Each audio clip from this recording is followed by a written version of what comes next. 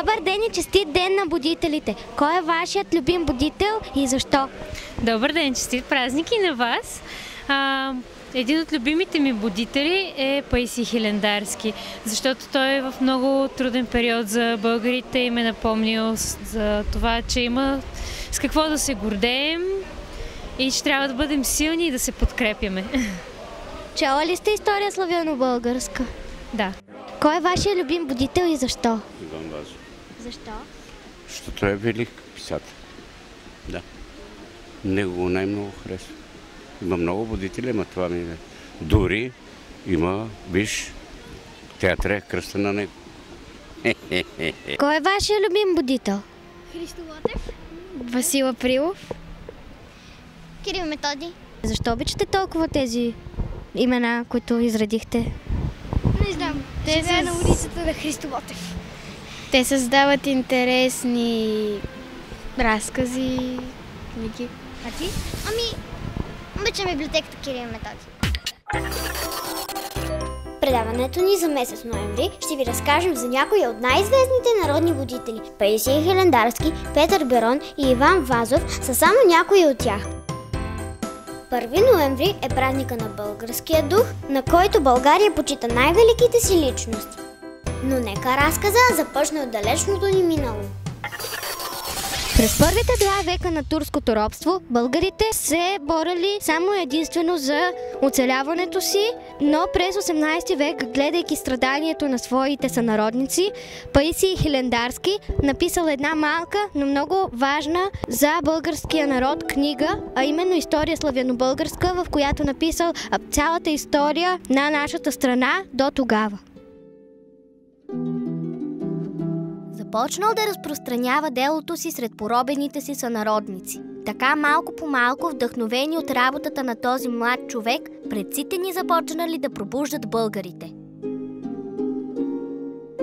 Паисий Хилендарски е първият народен будител в България. 400 години минали от началото на страданията на поробения народ. Турците изгорили старите ни книги. Българите, освен под чужда власт, били и неуки. Младият тогава Паисий бил изпратен като послушник в Рилския манастир, за да стане монах. При странстванията си Паисий с болка наблюдавал, че през дългите години на робство сънародниците му са забравили славното си минало. Така решил да напише книгата, поставила началото на Възраждането. В продължение на 2 години събирал материали от библиотеките в Атон. Ходил е в немска земя, за да чете издадени на Запад исторически книги. Преровил е много места из България, където все още е имал запазена литература, главно в манастирите и черквите. Именно там се помещавали тогавашните български училища. Учениците били малко на брой, по 5-6 души, и заниманията им се провеждали в малки стаи, наречени килии. Оттам е името килийни училища. Нямало учебници, само черковни книги, които децата не изостявали, но едва можели да се подписват и да сричат. През годините на Възраждането броят на занаячиите и търговците нараснал. За да върви работата им, те трябвало да умеят да четат, пишат и смятат. Килийните училища не можели да дадат такива знания и заможните българи започнали да пращат децата си в Гърция. Все повече от изпратените започнали да се гърчеят. Това наложило появата на българско училище.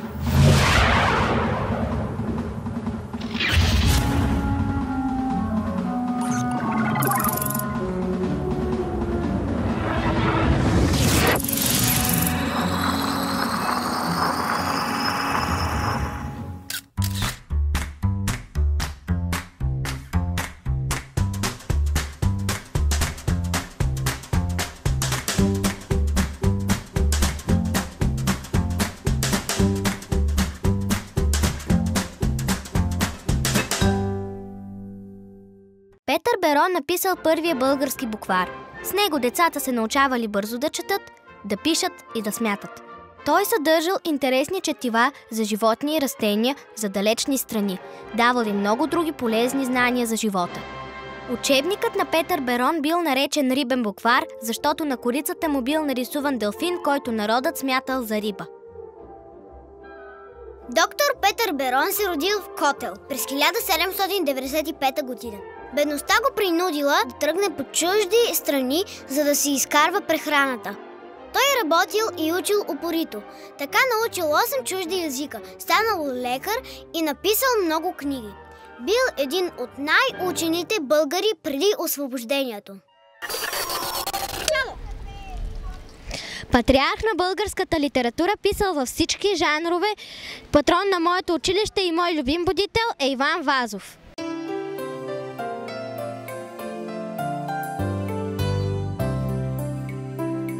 Също като Петър Берон, знаел много езици. Френски, немски, руски, гръцки, турски, румънски.